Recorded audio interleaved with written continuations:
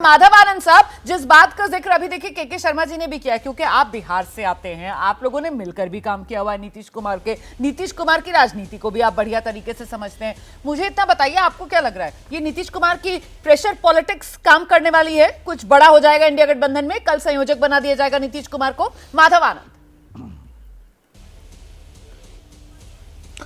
देखिए रुमाना जी, नीतीश कुमार जी ने एफर्ट डाला था और सारे विपक्षी दल जो है सो एकजुट होने की कोशिश में भी कहीं ना कहीं जो है सो कोशिश हुई और कहीं ना कहीं लोग इकट्ठा भी हुए और कहीं ना कहीं उनके मन में हमेशा से रहा कि वो संयोजक का पद उनको मिले। वो हमेशा कहते हैं मैं कुर्सी के लिए कुछ नहीं करता हूँ, लेकिन उनका नाम ही कुर्सी कुमार है। आप जानती हैं, हमेशा कहते हैं मुझे कुछ नहीं चाहिए, लेकिन कुर्सी से चिपकने की जो आदत है, कुर्सी से हटना नहीं चाहते हैं, चाहे मुख्यमंत्री के रूप में हो।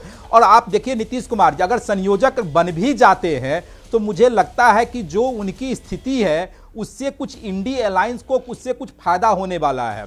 बिहार उनसे संभल नहीं रहा है। लास्ट इलेक्शन उन्होंने 2004 में रुमाना जी लड़ा था, आपको याद होगा। 2004 में लोकसभा वो बाढ़ से भी चुनाव लड़े थे और नालंदा से भी चुनाव लड़े थे, जिसमें बाढ़ से उनकी हार हुई थी शायद, नालंदा से उनकी जीत हुई थी।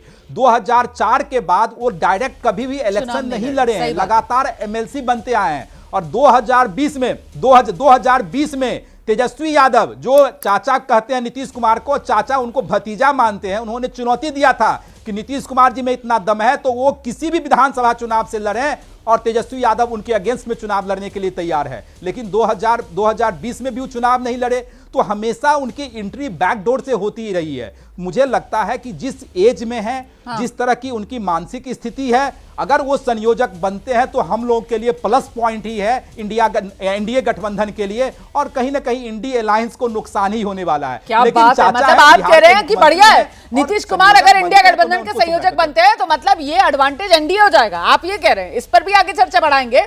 बड़ा इंपॉर्टेंट पॉइंट यहाँ पर जो माधव आनंद की तरफ से रखा जा रहा है, रुमाना जी एकदम एडवांटेज है। ठीक है सर, ठीक है, इस पर आगे बात करेंगे सर। देखिए आदिल साहब बहुत देर से अपनी बारी का इंतजार कर रहे हैं, लेकिन आदिल खान का रुक कर लेते हैं पहले। आदिल साहब, जो एक और बात अभी कही ना माधव आनंद ने यहाँ पर, बैकडोर एंट्री में माहिर, और बैकडोर एंट्री के साथ साथ की ब्लैकमेलिंग की राजनीति में भी माहिर नजर आ रहे हैं, क्योंकि चाहे ममता बनर्जी हो या फिर आपकी पार्टी के नेता हो अरविंद केजरीवाल, आप लोगों की तरफ से तो दूर दूर तक नीतीश कुमार का नाम नहीं लिया गया। पिछली बैठक में आप लोगों ने तो मल्लिकार्जुन खड़गे के नाम पर मोहर लगाई और यहां नीतीश कुमार बाजी मार रहे हैं। ये हो क्या रहा है? देखिए, मुझे लगता है कि 4 बैठकें इंडिया अलायंस ने की है और इन चारों बैठकों के बाद इंडिया अलायंस का प्रेस रिलीज जारी होता है और उसमें जो भी बैठक के अंदर तय होता है वो आप सबको बताया जाता है, पूरे देश के लोगों को बताया जाता है। हर बैठक से पहले या बैठक की संभावनाओं से पहले ये सूत्र घूमने लगते हैं ना बाजारों में, इन सूत्रों का कोई औचित्य नहीं होता। ये सूत्र कहां से आते हैं हमको तो नहीं पता। देखिए, आम आदमी पार्टी हो या दूसरे घटक दल जो इंडिया अलायंस के हैं, वो पूरी तरीके से इस देश को बचाने के लिए एक साथ खड़े हैं और खड़े रहेंगे। ये मैं आपके चैनल पर पूरे देशवासियों को ये कहना चाहता हूं कि ये खड़े थे, खड़े हैं और खड़े रहेंगे। सीधा बयान सुनाते हैं आपको। अरे रुकिए तो एक मिनट, थमिए जरा, सूत्र छोड़ देते हैं, सुनाइए जरा वो बयान सुनाइए जो सीधे पंजाब के मुख्यमंत्री हैं, नाम है भगवंत सिंह मान, आम आदमी पार्टी के हैं, और कैसे गठबंधन में होने के बावजूद, कांग्रेस के साथी होने के बावजूद कांग्रेस पार्टी पर कोई सूत्र वूत्र नहीं, सीधे निशाना साध रहे हैं। सुना दीजिए जरा।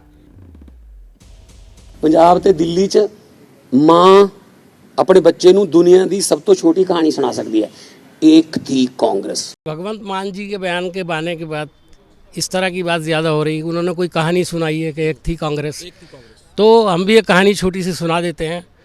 एक थे मुख्यमंत्री जो पहले कॉमेडियन थे, मुख्यमंत्री बनने के बाद लगता था बहुत सीरियस हो जाएंगे, लेकिन उन्होंने साबित किया कि वो जोकर हैं।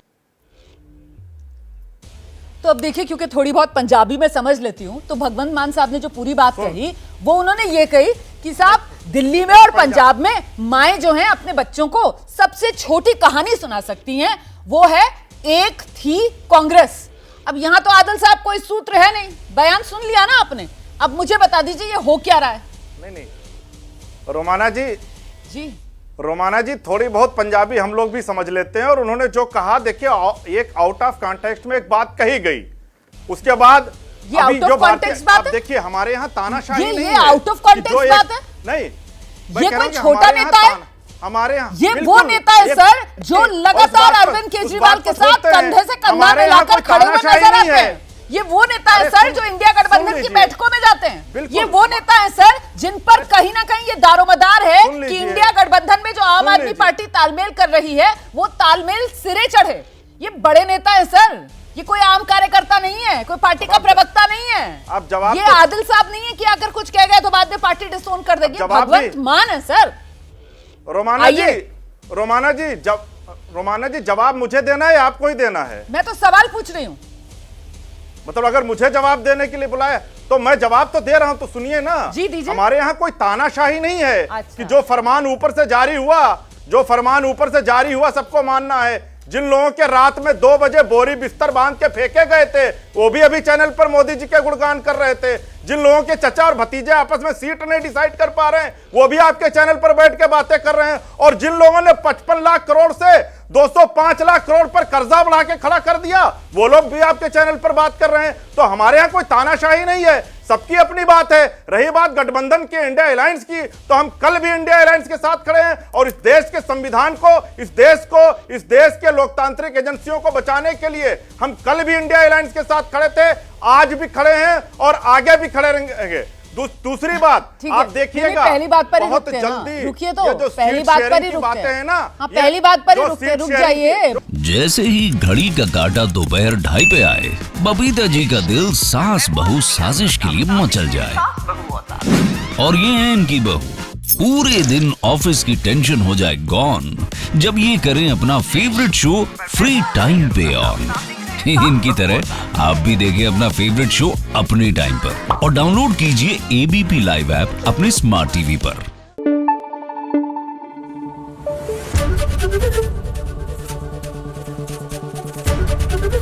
एबीपी न्यूज आपको रखे आगे।